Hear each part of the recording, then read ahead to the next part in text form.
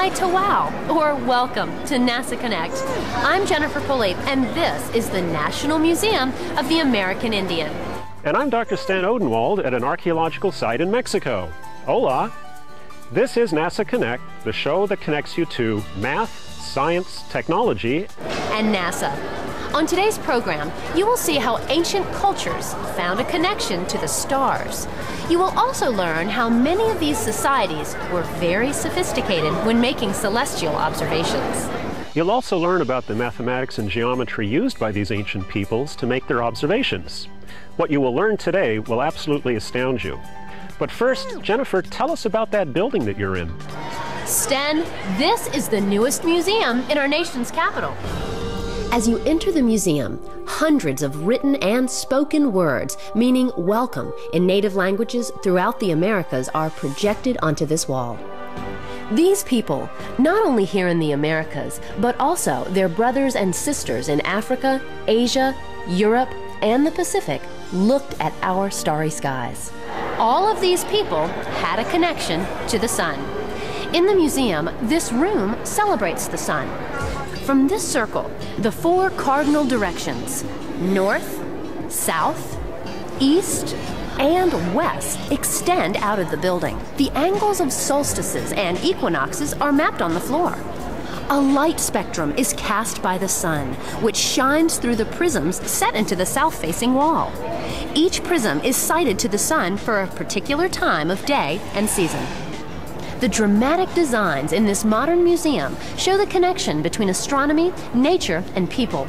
That connection is the key to understanding how the ancients looked at our universe, which is the theme of today's program. Today, we will talk to Native American astronomers. Dr. Stan Odenwald will treat us to the foundations of astronomy as we know it today, and he will fill us in on the celestial accomplishments of the Mayans.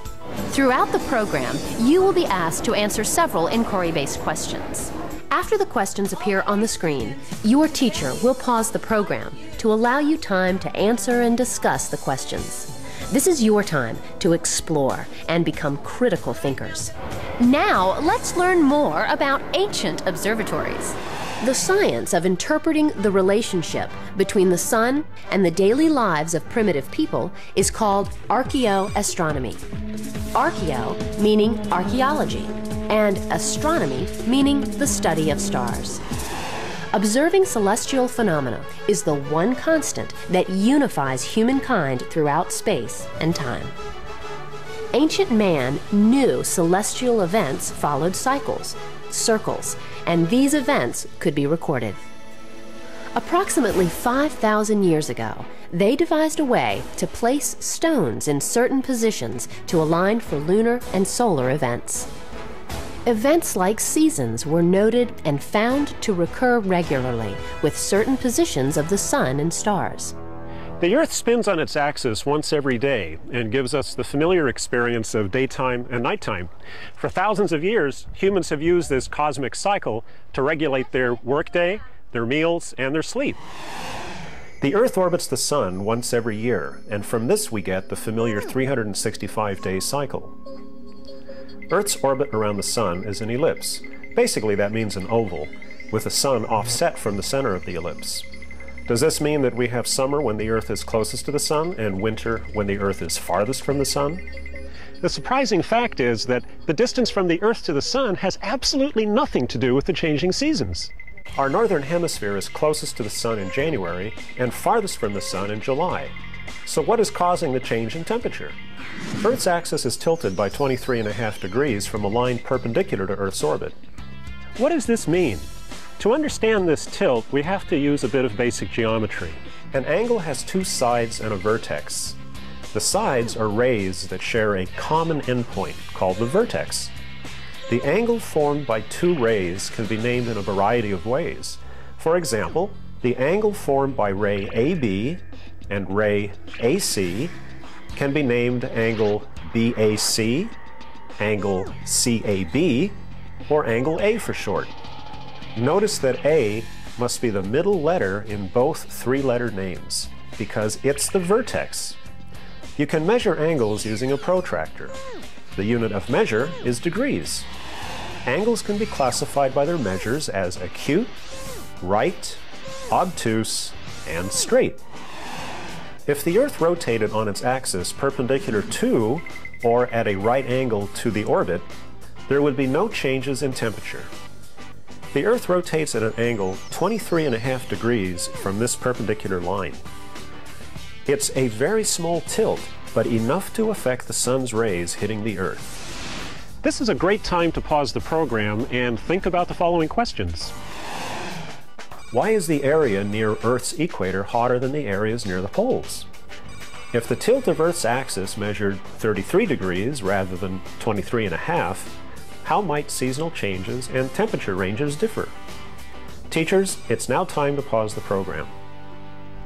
The tilt of the Earth's axis gives us our seasons, and because of the extremes in heat and cold, it's very important to keep track of the changing seasons if you're growing food.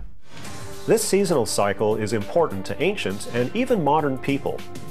In some parts of the world, like the arid climates of the southwest states of the USA, the growing season was so short that people could not waste much time getting the seeds in the ground at the start of spring. But how do we predict when the growing season will begin in the spring? For that matter, how can we tell when the other seasons begin and end? It turns out that just by keeping track of how high up the sun gets over the horizon at noon, you can determine the start of the seasons exactly. Almost all ancient people that relied on planting times discovered this little relationship. The start of the four seasons, summer, fall, winter, and spring, are noted by what astronomers call the summer solstice, the fall equinox, the winter solstice, and the spring equinox. At the start of summer around June 21st in the northern hemisphere, the sun is at its highest point above the horizon at noon. As the sun begins its movement back away from its maximum height, the number of daylight hours has declined to an equal number of daylight and nighttime hours. This is the fall equinox near September 21st. A few months later, the path of the sun arrives at its lowest point at noon. The sun spends very little time above the horizon of the northern hemisphere, and the night is much longer than day. Welcome to the winter solstice, or start of winter, around December 21st. After a few more months, the path of the sun works its way higher in the sky, eventually arriving at a path where day and night are equal. This happens March 21st at the spring equinox, a vital time for planting crops.